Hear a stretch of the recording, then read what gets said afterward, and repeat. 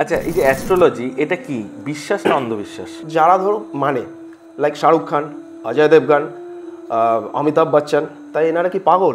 পাগল তো নয়, হাতে তো কিছু পড়ে আছে দামি দামি, নিশ্চয়ই তার কোনো একটা এফেক্ট আছে। আচ্ছা, এটাও কি কারোর ছকে বোঝা যায় যে কার অ্যাস্ট্রোলজির প্রতি ন্যাক থাকবে বা কার থাকবে না? শনি আর কেতু যদি কারোর চার্টে খুব স্ট্রং অবস্থায় থাকে, ঠিক আছে, তাহলে সে অ্যাস্ট্রোলজি আসবেই। জন্ম মৃত্যু বিয়ে বলা সম্ভব নয়, এটা বলছিস ভুল। মৃত্যুটা আমি বলবো না, জন্ম বিয়েটা বলা যায়, কিন্তু মৃত্যুটা আমি বলবো না বাবা। এবং সেটা 100% মেলে। মেলে কোনো সন্তান মানে তার যখন অল্প বয়স, সে কোন স্ট্রিমে যাবে, কি নিয়ে পড়াশোনা করবে, বা সে কেরিয়ার কোনটা ফ্লারিশ করতে পারে, সেটাও তো মা বাবা চাইলে জেনে নিতে পারে আরামসে। ধর আমি জেনে যাচ্ছি যে আমার এই ক্ষতিটা হতে পারে, তার প্রিকশন নিয়ে নিলাম, তাহলে তো মানুষ অ্যাস্ট্রোলজি পাথর আর কিনবে না। তো স্টোন না সব ক্ষেত্রে লাগে না, জানো তো, কিছু পুজো পাঠ আছে, কিছু দান আছে। এই যে বিয়ের আগে অনেকে দুটো কুষ্টিকে মেলায়, ম্যাচ মেকিং হয়, এটা কতটা গুরুত্বপূর্ণ বা কতটা দরকার? এটা দেখো, এটা অবশ্যম্ভাবী দরকার আছে। বউ ভাগ্যে স্বামীর খারাপ হলো অথবা স্বামীর ভাগ্যে বউয়ের খারাপ হলো, এটা কি হতে পারে? আমার কাছে না কোথাও একটা মিথ লাগে। আচ্ছা, মন্ত্রের কি নেগেটিভ সাইডও আছে? মানে ভুল মন্ত্র অবশ্যই ক্ষতি হতে পারে? আরামসে, আরামসে হতে পারে। তুমি নিজে করে দেখো না, বগলামুখীর মন্ত্র নাশায়ও বলে করে দেখো না 1 মাস। আজকে আমরা আমাদের সাথে পেয়ে গেছি আমার একান্ত বন্ধু মানে অনির্বাণ চক্রবর্তীকে।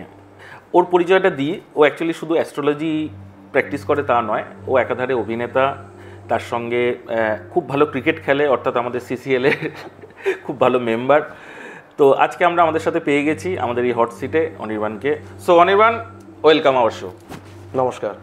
নমস্কার দর্শক বন্ধু, এখানে উপস্থিত সকল দর্শক বন্ধুদের জানাই আন্তরিক শুভেচ্ছা ও ভালোবাসা। সেই সঙ্গে গুরুজনের স্থানীয় যারা আমার প্রোগ্রাম দেখছেন তাদের প্রতি রইল আমার শ্রদ্ধেয় প্রণাম। পাশে রয়েছে মলয়দার প্রতি রইল আন্তরিক ভালোবাসা, অনেক শুভকামনা।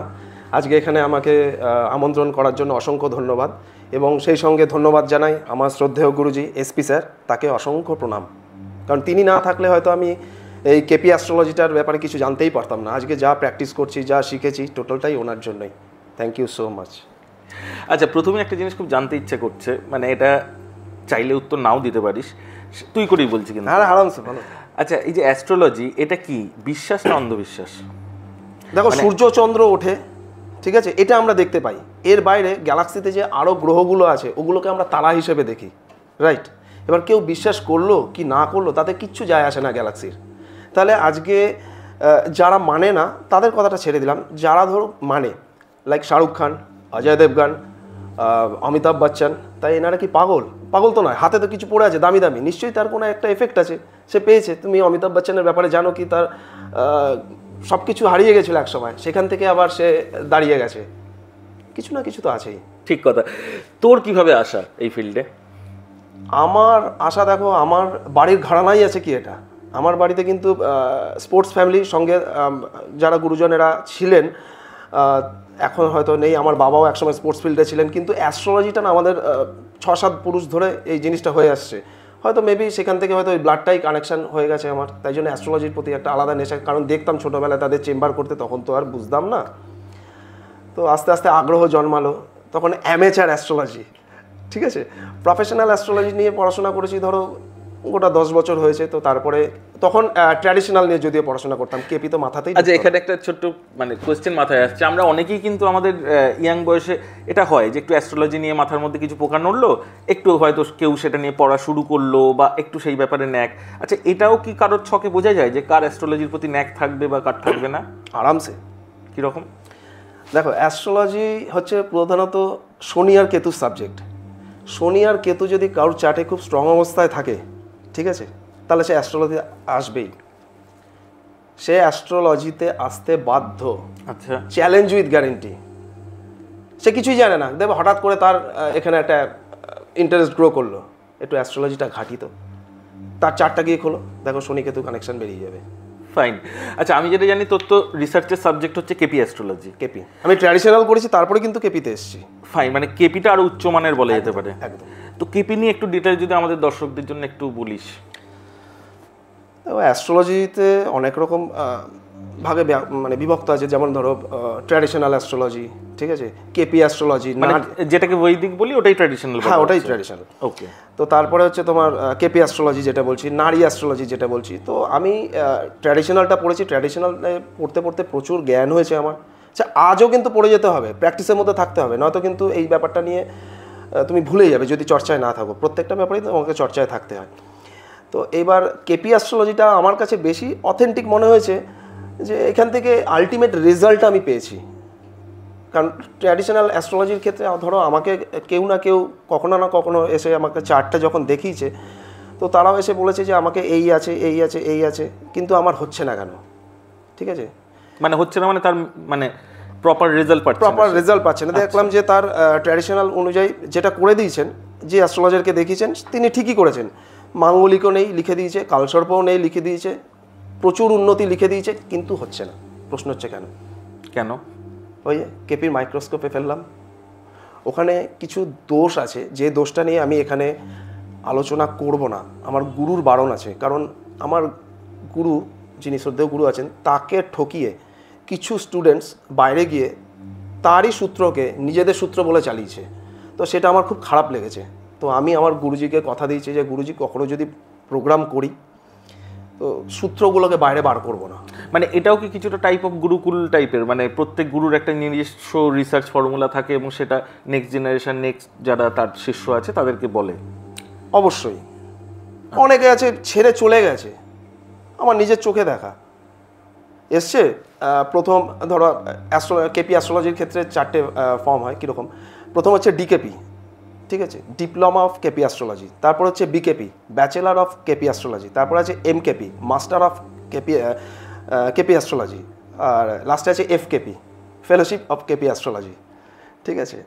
তো এই কেপির ওই ডিকেপিটা কেউ হয়তো পেরে গেল ডিপ্লোমা, বিকেপিতে গেল, মোটামুটি বিকেপিটা যখন একটু মাথাতে প্রথম খুব ইন্টারেস্ট, হ্যাঁ দেখছি, এরপরে যখন ভেতরে ঢুকছে ওই সময়টাই মানে ম্যাক্সিমাম মানুষ বেরিয়ে যায়। তোর কাছে ক্লায়েন্ট সবচেয়ে বেশি কারা, মানে ইন্ডাস্ট্রির মানুষজন নাকি বাইরের মানুষজন? বিভিন্ন রকম। আমি একদম হরিণ লুটের বাতাসার মতো দেখি না, ওই জিনিসটা হয় না। তার কারণ বলছি, আমি যদি ঠিকঠাকভাবে কেপি অ্যাস্ট্রোলজিতে দেখি, একজনকে দেখতে মিনিমাম 1 থেকে 1.5 ঘন্টা লাগবে, সিরিয়াসলি বললাম। হয়তো আমার থেকে অনেক জ্ঞানীগুণী ব্যক্তি আছেন, তাদেরকে প্রণাম জানাই, তারা হয়তো 5-10 মিনিটে দেখে দিতে পারবেন, বাট আমি পারবো না, সত্যি কথা বললাম। আমাকে বসে দেখি, পুরোটা দেখব, কোথায় কি আছে, কি নেই, কেন পাচ্ছে না, ভালো চার্টের কানেকশান আছে তাহলে কেন হচ্ছে না, আমি টোটালটা ধরে দেখি। আমার কাছে যারা আসে আমি তাদের সাথে দরকার হলে তোমাকে পরিচয় করাতে পারি, জিজ্ঞেস করবে কতক্ষণ সময় দিই। না, এখানে একটা জিনিস তো মাথায় আসছে, সেটা হচ্ছে আজকে এআই এর যুগে এত অ্যাপ বেরিয়ে গেছে, অ্যাস্ট্রোলজির এত সফটওয়্যার বেরিয়ে গেছে, তাতে ফেললে তো 5 সেকেন্ডের মধ্যে বেরিয়ে যাচ্ছে পুরোটা, তাহলে কি সেটা ভুল? দর্শক বন্ধু, প্রথমেই আমাকে মাফ করবেন, আমি কথার অনেকটাই ইসেতে চলে এসেছি। তো যে ব্যাপারটা নিয়ে আলোচনা করব সেটা হচ্ছে একটু রোগ নিয়ে আলোচনা করি। এই যে ধরুন ক্যান্সার রোগ হচ্ছে, বা ধরুন বিভিন্ন বড় বড় যে সমস্ত রোগ হচ্ছে, তাহলে তো সেটা ইউটিউব বা গুগল থেকে দেখেই তো সারিয়ে ফেলা যেত, ঠিক আছে, এখনকার দিনে। তো এখন এআই চলে এসছে, এআই থেকেও হয়তো আমরা অনেক কিছু জেনে গেলাম, আচ্ছা তার উপরে অ্যাপ্লাই করো। তাহলে তাকে টাটা মেডিকেল সেন্টারে কেন নিয়ে যাওয়া হচ্ছে, বা বম্বেতে কেন নিয়ে যাওয়া হচ্ছে, বা যেভাবেও কিছু না কিছু করে ডাক্তারের কাছে নিয়ে যাওয়া হচ্ছে? প্রশ্ন হচ্ছে কেন? একদম একটা প্রপার গাইডেন্স তাহলে লাগে। অবশ্যই লাগে। তাহলে তো সবাই ইউটিউব থেকে রান্না শিখেই শেফ হয়ে যেত, তাহলে IIHM কি করবে? তাহলে ওখানে প্রশিক্ষণ দিয়ে তো বিদেশে যাচ্ছে তো লোকজন, তাহলে তো ইউটিউব থেকে দেখেই নিজেই অ্যাপ্লাই করে বলতো আমি এবার বিদেশ যাব, হচ্ছে না তো। আচ্ছা অনির্বাণ, আমি যেটা শুনেছি সেটা হচ্ছে কেপির মতে অনেকগুলো তো ঘর আছে, মানে অ্যাস্ট্রোলজি তোদের বিচারের জন্য, তো এর মধ্যে সবচেয়ে ভাইটাল কোন কোন ঘরগুলো? দেখো, তুমি ট্র্যাডিশনাল বলো আর কেপি বলো, সেই কিন্তু 12টা রাশি, 9টা গ্রহ, 27টা নক্ষত্রের খেলা, রাইট? সেখানেও 12টা হাউস আছে, 1 থেকে 12। কেপিতেও তাই। কিন্তু হ্যাঁ, কেপির ক্ষেত্রে যেটা আমরা বিচার করি, আমরা সাবলট ধরে বিচার করি। সাবলটটা বললে হয়তো দর্শক বন্ধুরা বুঝবেন না, তবু একটু যদি ডিটেলে বলিস আমাদের দর্শকদের জন্য, বা যারা এমন তো নয় যে সব দর্শক একদম নবিশ, মানে কিছু তো এমন হতে পারে যে আমাদের মতন আমি পার্সোনালি বলছি, এখন অ্যাস্ট্রোলজারদের থেকে, একটু মজা করেই বললাম, মাফ করবেন, অ্যাস্ট্রোলজারদের থেকে দর্শক বন্ধু যারা আছে তারা বেশি শিক্ষিত হয়ে গেছে, এত প্রোগ্রাম দেখেছে। হ্যাঁ সত্যি, তাদের সত্যি খুব ভালো জ্ঞান চলে এসছে। হ্যাঁ, তবে কেপিটা সত্যিই কঠিন, কারণ কেপি নিয়ে খুব একটা কাউকে আমি বলতে শুনিনি। আমি চেষ্টা করব যতটা ইজি করে বলা যায়, বুঝতে পারবেন।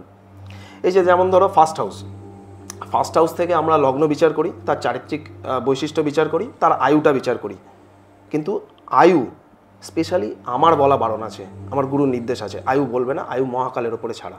যদি আমি আয়ু নিয়ে কাউকে বলি তাহলে তার বাজে এফেক্টটা আমার পরিবারের উপর আসবে। কিন্তু তাহলে তো একটা যে মিথ চলে যে জন্ম মৃত্যু বিয়ে বলা সম্ভব নয়, এটা বলছিস ভুল? না, মৃত্যুটা আমি বলবো না, জন্ম বিয়েটা বলা যায়, কিন্তু মৃত্যুটা আমি বলবো না বাবা। এবং সেটা 100% মেলে? মেলে, মেলে, কোথাও না কোথাও তো মেলে, নয়তো আবিষ্কার হলো কেন? যদি বলে না জন্ম মৃত্যু বিয়ে 3 বিধাতা নিয়ে। আচ্ছা, আমি উত্তরটা জিজ্ঞাসা করবো না, কিন্তু তুই তোর নিজের কি এই ক্যালকুলেশনগুলো করে বার করে দেখেছিস কি হতে পারে ফিউচার? হ্যাঁ, যেমন ধরো এই যে ফার্স্ট হাউস বললাম, সেকেন্ড হাউস থেকে কি বিচার করি আমরা জানো? কি কি? সেকেন্ড হাউস থেকে বিচার করি অর্থ, মানে জাতক জাতিকা অনেকে বলে, বাট আমি জাতক জাতিকা বলবো না, সেই জায়গাতে আমি নেটিভ বলে সম্বোধন করি তাদের। নেটিভের আর্থিক কন্ডিশন, পরিবার, খাদ্যাভ্যাস, ঠিক আছে, সঙ্গে তার বাকশক্তি, বিচার ফ্রম সেকেন্ড হাউস। যদি বলো থার্ড হাউস, থার্ড হাউস থেকে কী কী বিচার করি? মনের সাহস, যোগাযোগ, পাড়ার প্রতিবেশী। এটা বাজে খেলা আছে কিন্তু, অনেক মানুষ লুকিয়ে খেলে, শুনি। লটারি। আচ্ছা, ঠিক আছে, সেই থার্ড হাউসের যে সিএসবিএল প্ল্যানেটটা হবে তাকে কিন্তু সাহসী প্ল্যানেট হতে হবে, তবেই সে ওইসব রিস্ক নিতে পারবে আর কি। এই যেমন ধরো রাহু, মার্স, এগুলো রিস্ক নিয়ে নেবে, ঠিক আছে, ওরা হচ্ছে অতিরিক্ত সাহসী। ওকে, ঠিক আছে।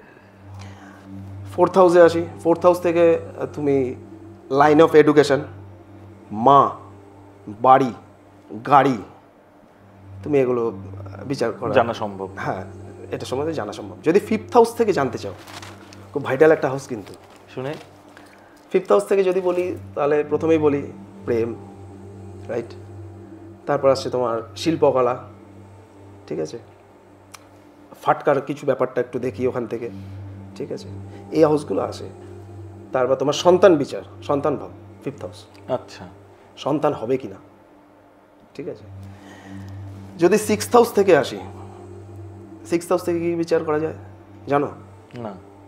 না না, জানো, বলো। আচ্ছা, এই সন্তান প্রসঙ্গে একটা জিনিস মাথায় এলো, মা বাবার ছক থেকে বিচার করি কি সন্তানের কি হবে লাইফস্টাইল বা সে কিভাবে এগোবে, সেটাও কি বলা সম্ভব? আমার মনে হয় পার্সোনাল চার্ট থেকে বলাটাই বেটার। মায়ের চার্ট বা বাবার চার্ট থেকে বলা যেতে পারে সন্তান হবে কি না। আচ্ছা, ঠিক আছে, সন্তান মিসক্যারেজ হবে না তো, বা সন্তান মিসক্যারেজ হলেও লেটে হবে না তো, বিচার ফ্রম ফিফথ হাউস। কারণ যে জন্মাচ্ছে, ঠিক আছে, সে তো একজন ছেলে বা মেয়ে হচ্ছে, তার উপরে ডিপেন্ড করবে সে কিভাবে কি করবে। কারণ হচ্ছে মা তাকে বলে করাতে পারবে না, কারণ আমরা বড় হয়েছি, আমরা মায়ের বকুনি টকুনি খেয়ে বড় হয়েছি, পিটানি খেয়ে বড় হয়েছি, ঠিক আছে, কথা শুনেছি। সব মা বাবাই তো চাইবে তাদের সন্তান ভালো হোক। হ্যাঁ, এখনকার দিনে এত অপশন খুলে গেছে না, হয়তো মা চাইলো তুই ইতিহাস নিয়ে পড়, বলছে না মা আমি ভূগোল নিয়ে পড়বো, তো সে তার চার্টে কিন্তু ওটা ইন্ডিকেট করছে অলরেডি, আর ইতিহাসটা জোর করে চাপিয়ে দেওয়া হচ্ছে, রাইট। তাহলে এখন বুঝতে হবে, এখন আমি অ্যাস্ট্রোলজিকে সঠিকভাবে কাজে লাগিয়ে যদি সেটা। আচ্ছা, মানে একটা জিনিস তাহলে মাথায় এলো, সেটা হচ্ছে ধর কোনো সন্তান মানে তার যখন অল্প বয়স, সে কোন স্ট্রিমে যাবে, কি নিয়ে পড়াশোনা করবে, বা সে কেরিয়ার কোনটা ফ্লারিশ করতে পারে, সেটাও তো মা বাবা চাইলে জেনে নিতে পারে আরামসে, আরামসে। আমি তো মনে করি একদম টাইম যখন আছে ওই টাইমটাকে বেঁধে নাও, টাইম থাকতে থাকতে বেঁধে নাও, জলে জল বাড়ে, জানো তো, তো ওরকম টাইম থাকতে থাকতে বেঁধে নাও। তো ওই টাইমটাকে যদি বেঁধে নিয়ে প্রথম থেকেই এগিয়ে যাওয়া যায়, যে সেইভাবে গাইড নিয়ে যদি চলা যায়, তাহলে সে ঠিকঠাক জায়গায় যাবে আমার আশা। অনেকটা সুবিধা।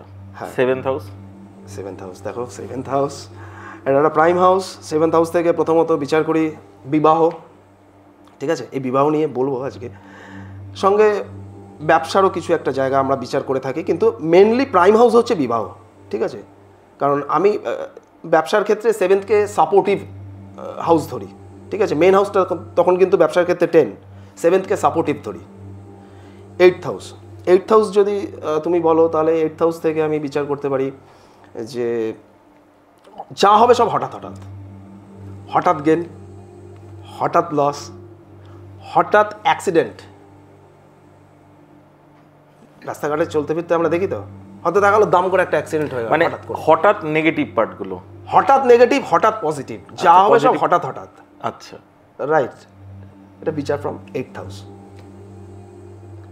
নাইন্থ হাউস থেকে যদি আসি, নাইন্থ হাউস থেকে তুমি তোমার গুরু ভালো হবে কিনা, ঠিক আছে, তোমার ভাগ্যে কী ধরনের গুরু হতে পারে, রাইট? তোমার ভাগ্য সেটাও তোমার 9th হাউস জানা সম্ভব। এবার একটা ভাইটাল জায়গা আসি, 10th হাউস। তুমি ভাবছো আমি এত কিছু কী করে জানলাম না? না, ডেফিনেটলি আমার পক্ষে জানা সম্ভব নয়, বা হয়তো দর্শকদের পক্ষেও জানা সম্ভব নয়, বাট এটা তো তোর প্রফেশন, ডেফিনেটলি। হাউসগুলো শেষ করি, তারপর একটা অন্য আলোচনায় আসছি। 10th হাউস থেকে যদি আমি বিচার করি, তাহলে 10th হাউস থেকে কী কী বিচার করি? চাকরি, ব্যবসা, সেলফ প্রফেশন। এবার তুমি বলতে পারো আরে ব্যবসা মানেই তো সেলফ প্রফেশন। না,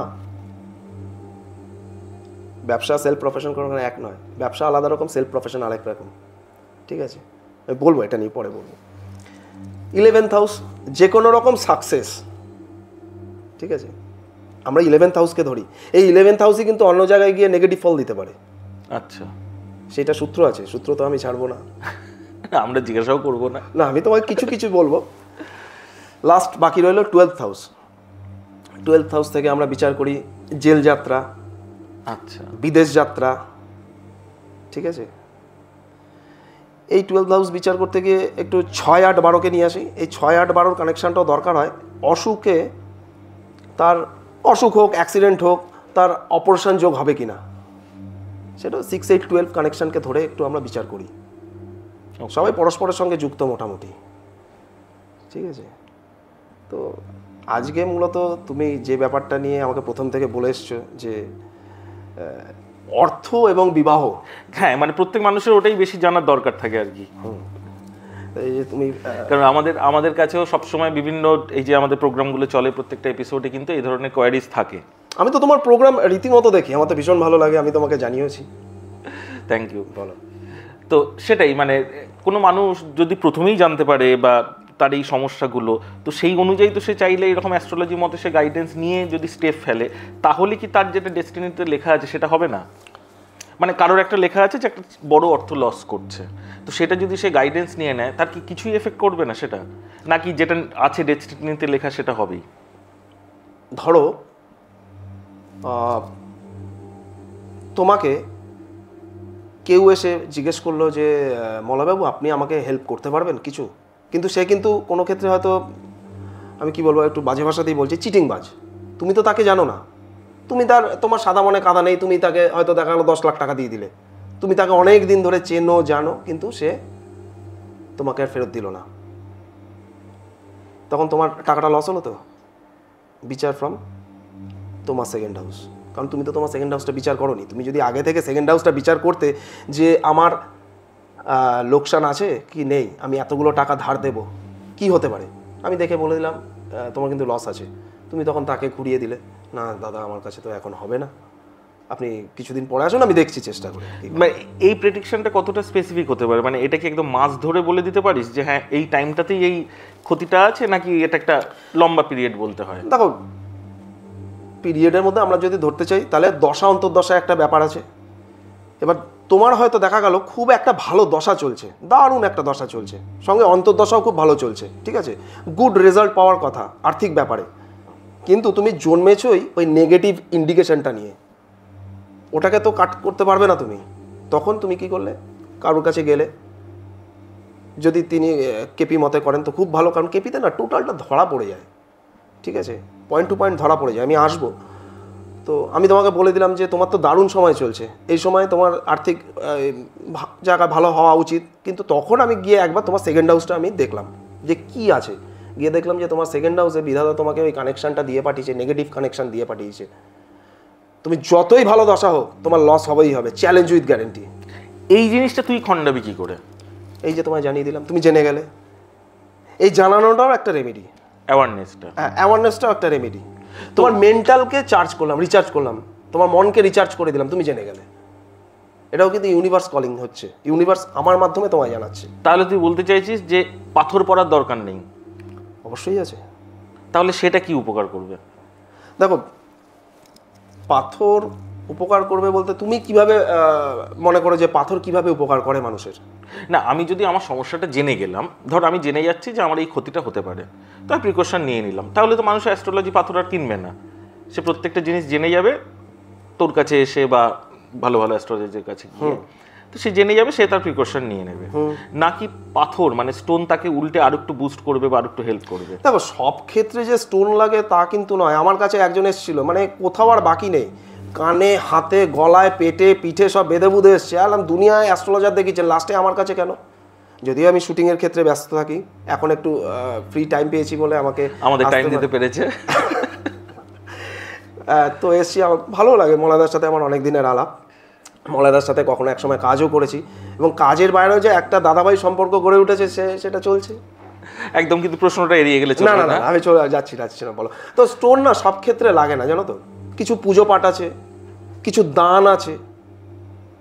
আজকে ধরো পুজো পাঠে মন্ত্রের ক্ষেত্রে একটা কথা বলি, ধরো বগলামুখী মন্ত্র, যেটা অনেক ক্ষেত্রে অনেকে ভুল করে। একটা জায়গায় দেখবে লেখা আছে নাশায় বা নাশায়। কেউ যদি বলে নাশয়, তাহলে সে তার অবস্টাকেলসগুলোকে নাশ করার কথা বলছে, ওটা ভালো। এবার সে যদি বলে নাশায়, তার মানে সে না জেনে নিজেকে নাশ করার কথা বলছে, ভগবানের কাছে বলছে যেন সে নিজে নাশ হয়ে যায়। সে তো নিজে গিয়ে ভাবছে আমি তো মন্ত্র পড়ে বিশাল কাজ করে ফেলেছি।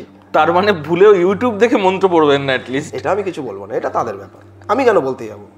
না, কারণ এখন ইউটিউবে তো সব ধরনের সব মন্ত্রই পাওয়া যাচ্ছে, মানুষ সেটা জপও করছে, ভাবছে ভালো হচ্ছে, কিন্তু সংস্কৃত উচ্চারণ কিন্তু সত্যি সবার পক্ষে আয়ত্তে আসে না। হ্যাঁ, এবং সেটার ভুলে বলছিস নেগেটিভ এফেক্টও পড়তে পারে। অবশ্যই। এবং অনেকে শিবকে চান করায়, ঠিক আছে, যে জলটা শোধন করতে হয়, বললে বিশ্বাস করবেন নোকটা ডুববে না। যে জলটা শোধন করতে হয় নোকটা ডুববে না, নোকটা জলের তলায় ডুববে না। হয়তো আমি কোনো তর্কে বিতর্কে যাব না, প্লিজ, আমি আমার মতো করে বলছি, ক্ষমা করবেন। আমি যতটুকুনি জানি আমার অল্প বিদ্যায়, তো নোকটা ডুববে না ওই জলে, রাইট? চান করানোর মন্ত্র আছে, অনেকে মন্ত্র কিভাবে বলে। নোক ডুববে না, আমার ক্লিয়ার হলো না ব্যাপারটা, একটু যদি বলিস। এই নোকটা আমাদের জলের মধ্যে ডোবানো যাবে না, তার কিছু কারণ আছে, এত কারণ আমি খুলে বলবো না। তার জন্য বিভিন্ন গুরুদেবরা আছেন, তারা যদি জানতে চায় দর্শক বন্ধু, মানে জলের মধ্যে নোক টাচ হবে না, নোক টাচ হবে না, ওকে। ওইভাবে জলটাকে শুদ্ধ করে নিয়ে তারপরে তাকে বাবার মাথায় ঢালা উচিত।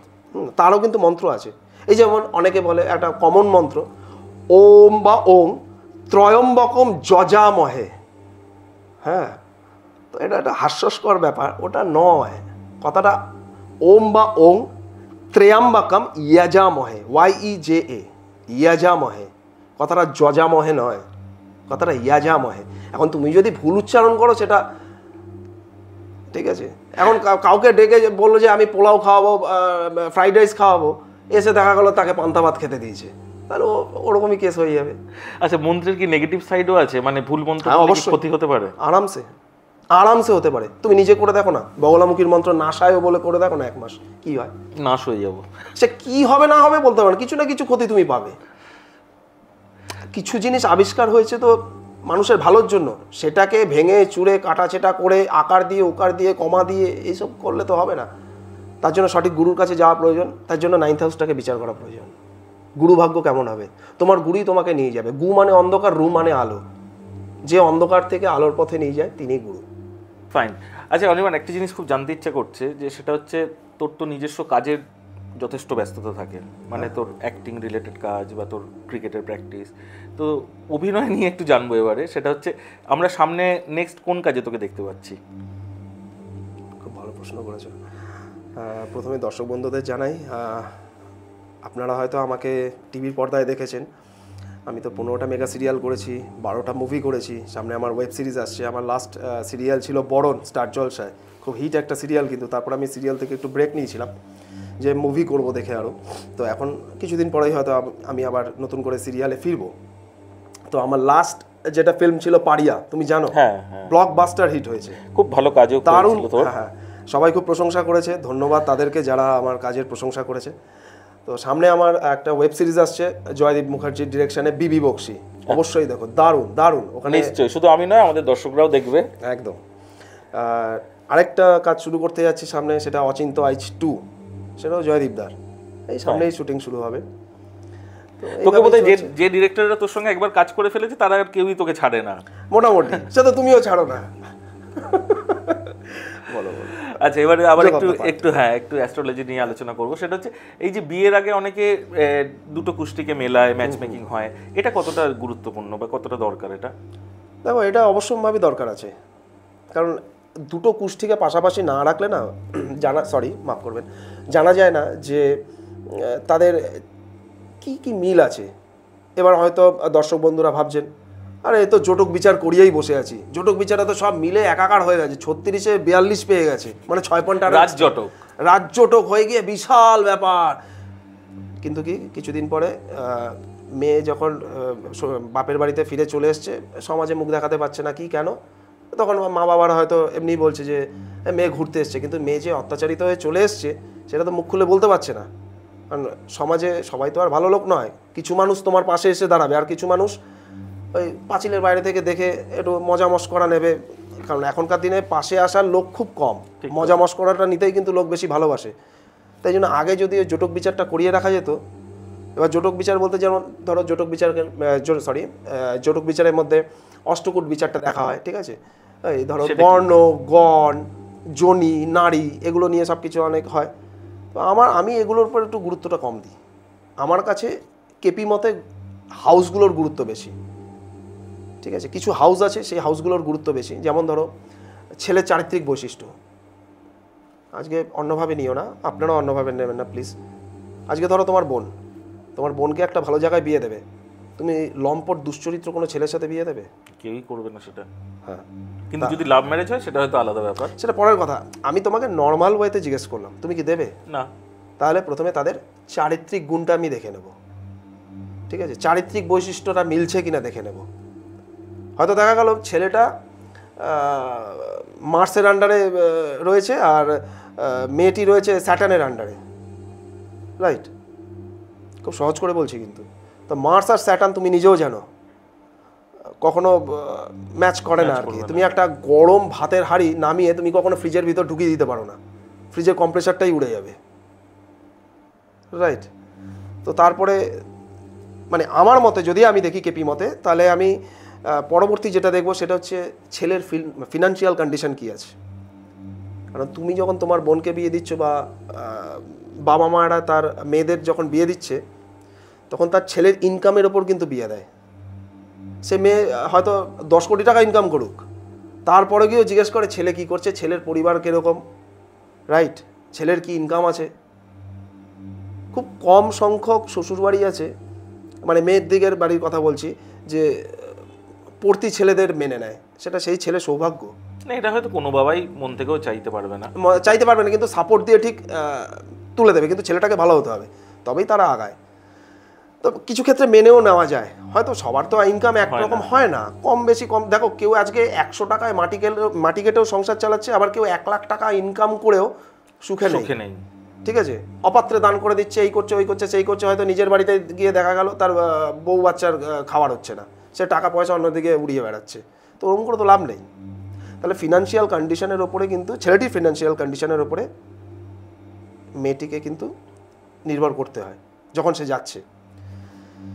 তারপরেরটা যদি আমি আসি, সন্তান ভাব। বিয়ে যখন দিয়েছে, সন্তান তো হবেই। এবার তুমি কি করে ধরে নিলে যে সন্তান হবেই? নাও তো হতে পারে, মিসক্যারেজও হতে পারে। আবার মিসক্যারেজ হলেও, নির্বাণদা জানেন তো এইটা মিসক্যারেজ হয়েছে, পরবর্তীতে কি মানে আবার এটা হবে না তো? আবার এটা হবে না তো?